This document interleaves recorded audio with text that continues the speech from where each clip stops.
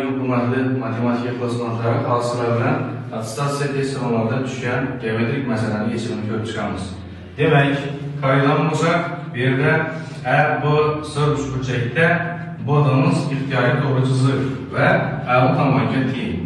Eğer kesmemizin uzunluğu 24 ga teng ve bu yerdeki burçağımız 120 gradus, dız kesmemiz ise 8 ga teng. İştirfanın saha yüzünü tapış savol qilib qo'yilgan.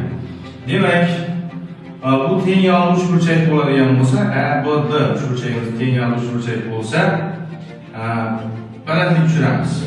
Bu uchidan balandlik tushiramiz. Balandligimiz d tomoni teng 2 ga bo'ladi. Bu yer ham 12, bu yer ham 12.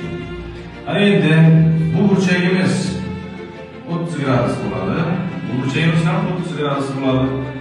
Bu d burçağımızda demek bu burçaklarımız teng bo'ladi. Balandlik topib olamiz. Tangimiz 30 gradus teng h taqsim 12.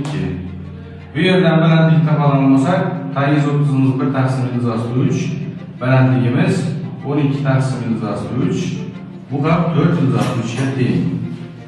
Ve bu burçağımızın yüzünü topadigan bo'lsak, 1 taqsim 2 ah degan formuladan hisoblaymiz. Xo'sh, bu yerda deganimiz 8 ga teng, h deganimiz 4 yuzasi 3. O'tmas burchakning 3 burchak bo'lganligi sababli o'tkir burchakdan tushirilgan balandlik shu balandlik bo'ladi. Ya'ni 4 yuzasi 3. Buni hisoblasak, demak 16 yuzasi 3 ga teng.